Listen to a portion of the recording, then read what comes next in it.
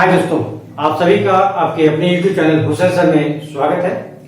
आज हम लोग डाटा इंटरप्रिटेशन के चैप्टर में हम लोग अगला टॉपिक पढ़ेंगे। इससे पहले हम लोग दंड आरेख हम लोग पढ़ चुके हैं यहाँ, ठीक है। तो अगला टॉपिक हम पढ़ेंगे पाई चार्ट, ठीक है। इस पे आधारित प्रश्नों को हम लोग आज देखेंगे, ठीक है। देखिए इसमें होता क्या है, इसमें दो तरह के क्वेश्चन बनते हैं आपके पास। पाई चार्ट, पाई का मतलब क्या हो जाता है, वृत्त की बात करता है।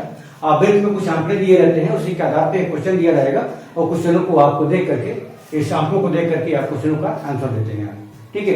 तो दो तरह का क्वेश्चन यहाँ पे देता है। एक आपका देगा पाई, इसी तरह से परसेंटेज में दिया रहता है, ठीक है। इससे 5% दिया है, 20%, अन्य पे 20%, 5%, 12% दिया हुआ है। और दूसरा इसी तरह वृत्त बनाया रहेगा और उसमें जो है आपका डिग्री देता है, यानी कोण का मान देता है। कोण के मान दे देगा, कोण का मान जैसे कि डिग्री दिया गया, परसेंटेज की डिग्री दिया है, 20 डिग्री, 30 डिग्री, 40 डिग्री, 50, 100 डिग्री, इस तरह से दिया रहता है, ठीक है। तो उस पर हम लोग वैसा क्वेश्चन बनता है आपका, ठीक है। तो डिग्री के आधार पे क्वेश्चन बनाया जाता है और यहाँ पे परसेंटेज के आधार पे क्वेश्चन आपका बनता है, ठीक है। तो आइए इसको देखते हैं, चैप्टर को देखते हैं। इस चैप्टर के आधार पे हम लोग क्वेश्चन को हल करने की कोशिश करेंगे। यहाँ पे देखिए, यहाँ पे आपका दिया हुआ है, यहाँ पे दिया है निर्देश, यहाँ दिए वृत्त चित्र, ये वृत्त का चित्र है। वृत्त चित्र में एक परिवार द्वारा वर्ष 1998 में विभिन्न मदों पर किए खर्च को दर्शाया गया है।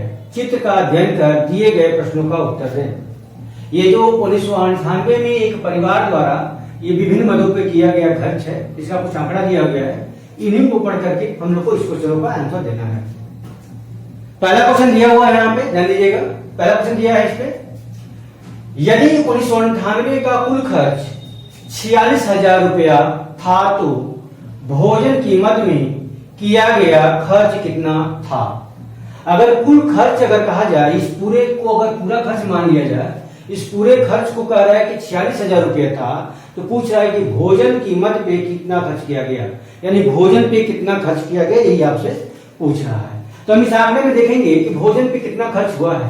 तो यहाँ पे लिखेंगे अन्य पे 20% खर्च हुआ है, यहाँ पे यातायात पे 5% का, शिक्षा पे 12% का, आवास पर 15% का, वस्त्र पे 10% का, भोजन पे 23% का, और यहाँ बचत उसका 15% आपका है। तो यहाँ पे पूछा है हमारा कि भोजन कीमत पे, तो भोजन कीमत की बात करेंगे तो 23%, ये वाला टॉपिक आप देखेंगे, है ना। भोजन कीमत पे यानी 46,000 का 23% कितना होगा, वही हमारा आंसर होगा। तो हम लिख सकते हैं पहले क्वेश्चन का, भोजन की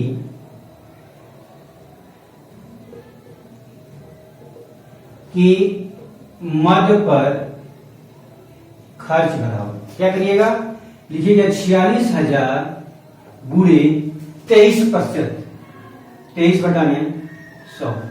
इस प्रकार क्या करिएगा, 2 जीरो से 2 जीरो कैंसिल हो जाएगा। अब 23 का 460 में आप गुणा कर दीजिएगा।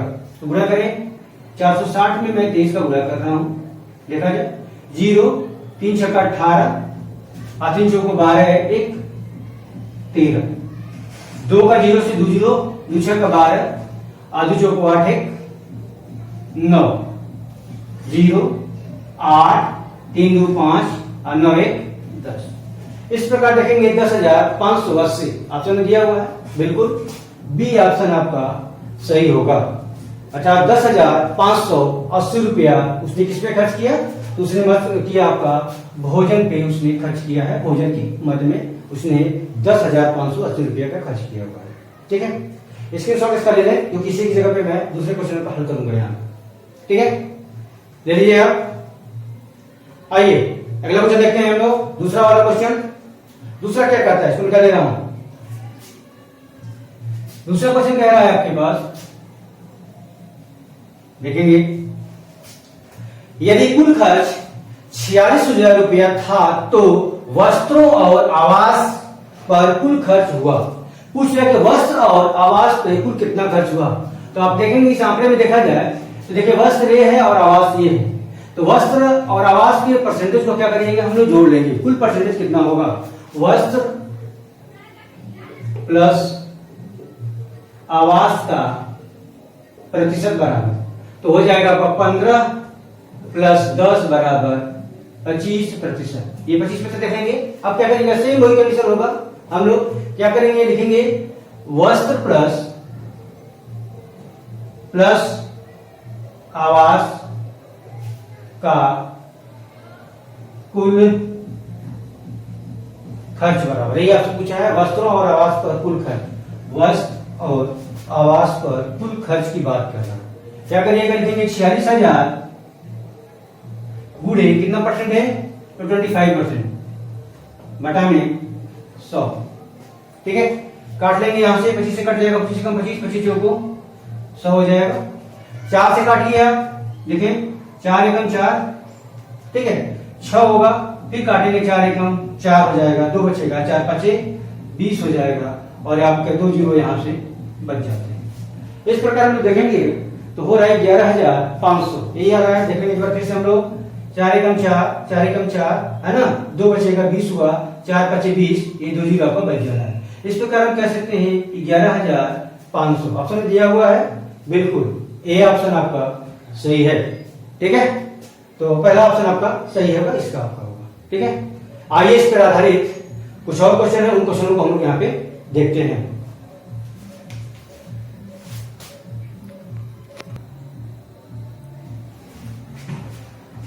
अगला क्वेश्चन दिया हुआ है, आवास पर किए कुल खर्च और शिक्षा पर किए कुल खर्च का अनुपात क्या था। पूछ रहा है कि आवास पर खर्च, आवास, तीसरा क्वेश्चन का दे रहा आंसर, आवास का खर्च संबंधी आपसे पूछ रहा है शिक्षा पर खर्च, शिक्षा पर खर्च, ये पूछ रहा है किसका अनुपात क्या होगा, ये आपसे पूछ रहा है। तो हम देखेंगे आवास पर खर्च कितना हमारे पास, तो आवास पर खर्च देखेंगे 15%, तो ऐसी जगह पर लिखेंगे 15% रेशियो बनाइएगा। और यहाँ पे क्या देखेंगे, शिक्षा का खर्च, तो इसमें देखेंगे शिक्षा पर खर्च कितना है, 12% है, तो लिखेंगे यहाँ पे 12%।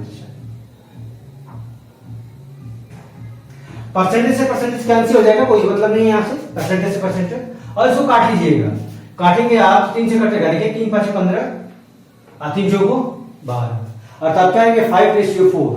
आंसर होगा आपका डी वाला ऑप्शन आपका सही होगा, डी ऑप्शन आपका सही होता है। दूसरा क्वेश्चन देखेंगे आप, ये दिया है, कह रहे ग्राफ चित्र से पता चलता है कि सर्वाधिक खर्च वाली मद थी, यानी ग्राफ चित्र से आपको देखकर ये बताना है कि सर्वाधिक जो खर्च था वो खर्च वाली मद किस पे, यानी सर्वाधिक सबसे ज्यादा खर्च किस पर हुआ है। तो हम आंकड़ा देखेंगे, आंकड़े के आधार पे देखेंगे।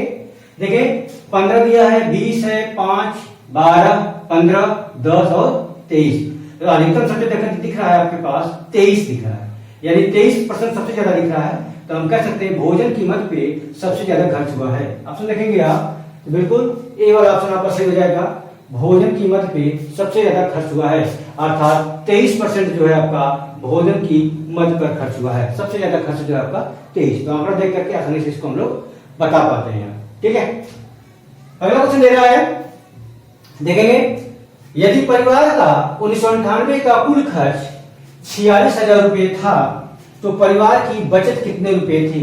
अगर कुल खर्च आपका 46,000 रुपए था तो पूछ रहा है कि बचत रुपए में कितना था। तो देखेंगे परसेंटेज में कितना है, उसको रुपए में कन्वर्ट कर लेंगे हम लोग। तो कन्वर्ट कर लीजिए यहाँ पे, देखें तो देखेंगे बचत कितने का हमारे पास, देखिए बचत हमारे पास है 15% का बचत हमारे पास दिख रहा है। ठीक है, तो लिख लेंगे 46,000 का हम लोग बचत प्रतिशत बराबर, बचत रुपए में बराबर, बचत रुपए में। ठीक है, कितना हो जाएगा, तो लिख लेंगे 46,000 गुणे कितना है 15%, तो 15 बटा में 100 कर लीजिएगा, और 2 जीरो से 2 जीरो कैंसिल कर लीजिएगा, 15 का गुणा करें 0, 15 छका 90 है ना, सॉरी 0 हो जाएगा, 15 छका 90 को 0 करिएगा, 9 हासिल हो जाएगा आपके पास, और 15 चौको 60, और 60 में 9 जोड़ेंगे तो हो जाएगा 69। इस प्रकार 6,900 रुपया होगा। ये ऑप्शन बिल्कुल सी वाला ऑप्शन आप देखेंगे, इसका आंसर होगा आपका सी सही होगा। आई होप आप लोगों को ये कॉन्सेप्ट समझ में आया होगा। आइए दूसरा क्वेश्चन देखते हैं, दूसरे पाई डिग्री के आधार पे जो क्वेश्चन बनता है उस क्वेश्चन को भी यहाँ पे हम लोग कर लेंगे। ठीक है, आइए अगला क्वेश्चन देखते हैं हम लोग।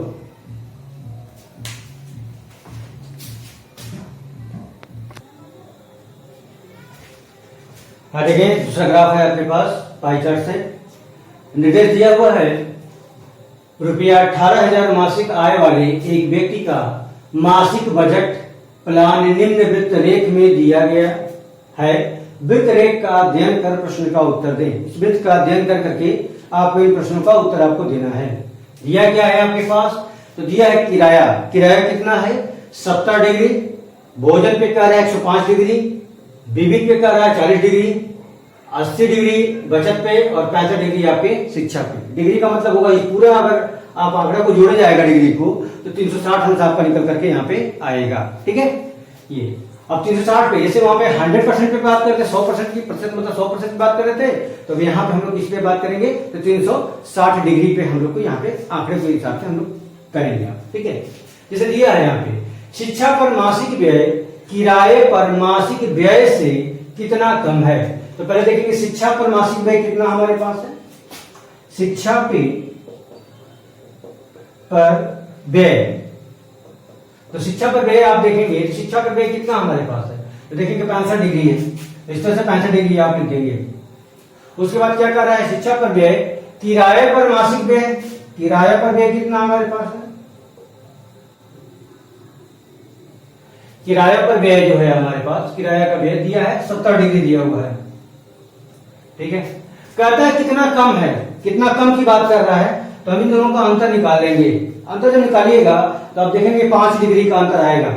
तो लिखेंगे 5 गुणे क्या करिएगा 5 किसका 5, तो 5 डिग्री हो जाएगा आपके पास ये 5 डिग्री किसका 5 डिग्री, तो 360 का लिख दीजिएगा। 5 बटा में 360 कितने का 18,000 का निकाल लीजिएगा, 18,000 का। ठीक है, ऐसे लिखेंगे।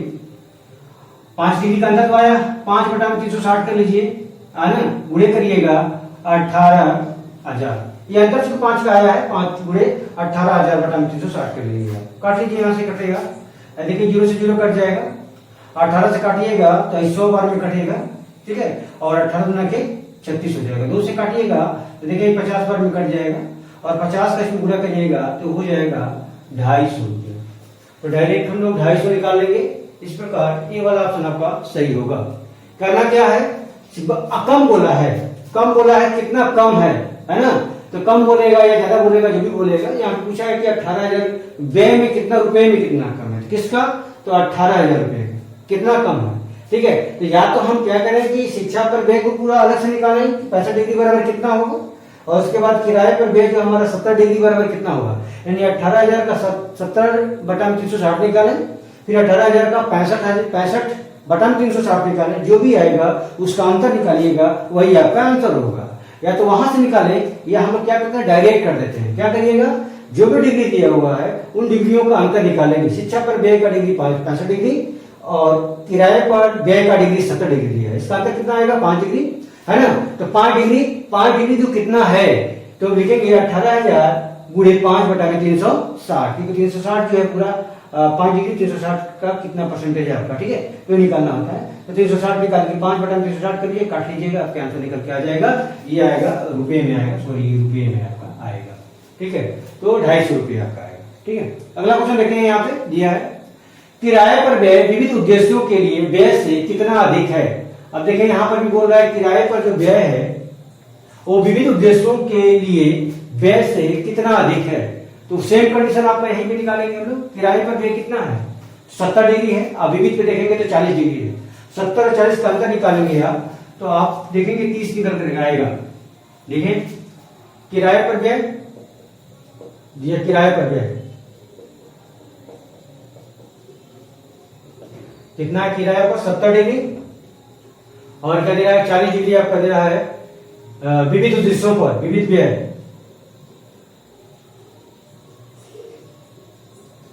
विविध व्यय कितना हमारे पास 40 डिग्री, अंतर निकालेंगे इसका तो हो जाएगा 30 डिग्री। अब ये 30 डिग्री पूछ रहा है, ये पूछ रहा है किराए पर व्यय विविध उद्देश्यों के लिए व्यय से कितना अधिक है, कितना अधिक है। अब यहाँ पे देखें आप, ये परसेंटेज में पूछ रहा है कि कितना परसेंटेज अधिक है आपके पास। ठीक है, कितना परसेंटेज अधिक है, तो हम देखा कि अधिक यही है 30% दिख रहा है आपके पास, तो लिखेंगे 30 गुणे 100, अब बटा में क्या डालिएगा, तो जो अधिक की बात कर रहा है कितना अधिक है, तो नीचे वाला आपको डालेंगे 40 वाला नीचे आएगा। ये देखिए 40 आ जाएगा, 0 से 0 कैंसिल हो जाएगा, 40 से काटिएगा ये 25 बार में कटेगा, और 25 कहीं के 75%। डायरेक्ट अब बोलेंगे 75%, ये आपका बी वाला ऑप्शन सही होगा। ठीक है, अगर ये बोलता है कितना कम है, जब कम वाले की बात करता तो नीचे वाले में अधिक वाले को डालते हैं यहाँ पे। ठीक है, यहाँ पे सिंपल बस इतना जानिए, जब भी बोलता है कि कम है और कहता है कितना ज्यादा है, परसेंटेज की जब भी बात करता है, अगर कम बोलेगा तो जान लीजिए कि जिन दो आंकड़ों में आप अंतर निकालते हो, अंतर गुणे 100 करिएगा, और नीचे कम बोलेगा तो इन दोनों में जो बड़ा वाला होगा उसको नीचे डाला जाता है। ठीक है, अगर आपसे पूछे कि कितना प्रतिशत अधिक है तो सेम कंडीशन, दो आंकड़ों लीजिएगा, उन दोनों आंकड़ों का अंतर निकालिएगा, अंतर गुणे 100 करिएगा। ठीक है, और छोटे वाले को, जिन दोनों का अंतर निकाल रहे हैं आप, उसमें से छोटे वाले को नीचे डाल दीजिएगा। जब अधिक बोलेगा तो नीचे छोटा वाला होगा, और जब कम बोलेगा कितना प्रतिशत कम है तो उन दोनों आंकड़ों में से बड़ा वाला आंकड़ा नीचे आता है। ठीक है, इस प्रकार हम आसानी से इसको कंसेप्ट जो हम लोग हल कर पाते हैं आप। ठीक है, इस प्रकार इसका आंसर हो जाएगा 75%, और इसका आंसर आपने देखा 250 रुपया आपका आया है। ठीक है, आइए कुछ क्वेश्चन है इस पे आधारित, 2-3 क्वेश्चन है, उन क्वेश्चनों को हम लोग यहाँ पे देखते हैं।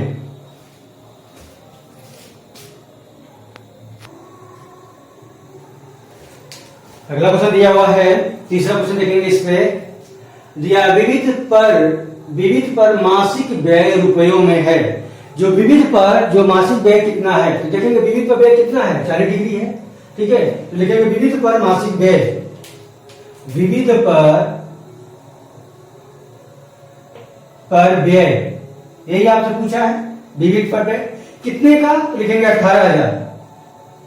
18,000 गुणे विविध पर कितना है, 40 डिग्री है, लिखेंगे 40 बटा में 360 रखिएगा, 360 काट लीजिएगा, यहाँ से 4 से कट जाएगा, 4 से कट जाएगा, 4 एकम 1 और 4 एकम 4 हो जाएगा, 4 9 36, 9 से काटिएगा तो 9 दूना के 18 है ना, 9 दूना के 18 हो जाएगा आपके पास। तो ये देखेंगे आप कितना आ जा रहा है, 2000, अर्थात इसका आंसर हो जाएगा आपके पास, देखेंगे 2000। तो सी वाला ऑप्शन आपका सही होगा। यानी विविध पर मासिक व्यय कितना होगा, विविध पर मासिक व्यय आपका 2000 रुपया आपका होगा। ठीक है, ये हमारा तीसरा क्वेश्चन का आंसर। चौथा देखेंगे तो क्या है, भोजन पर मासिक व्यय रुपयों में कितना होगा। भोजन पे मासिक व्यय की बात कर रहा है, तो लिख लेंगे हम लोग भोजन पे पर व्यय, भोजन पर मासिक व्यय कितना होगा, तो देखेंगे 18,000 गुणे मासिक व्यय। देखेंगे मासिक व्यय कितना हमारे पास है, व्यय, भोजन पर व्यय। देखिए भोजन पे व्यय दिया है 105 डिग्री दिया हुआ है, तो लिखेंगे 105, अब बटा में क्या लिखिएगा, तो 360, 0 से 0 काटिए आप, और यहां से काटिएगा 18 से, ये 100 बार में 18 का 18 हो जाएगा, 18 गुना 36, 2 से काटिएगा तो ये 50 बार में कट जाएगा, और 50 का 100 में मल्टीप्लाई करिएगा तो देखिए 0 हो जाएगा, है ना, और 0 हो गया, 5 का गुणा करें 50 25, 0 2 हो जाएगा, 5 एकम 5। इस प्रकार 52 50 दिया है ऑप्शन, बिल्कुल दिया है। डी वाला ऑप्शन देखेंगे, डी वाला ऑप्शन आपका सही होगा।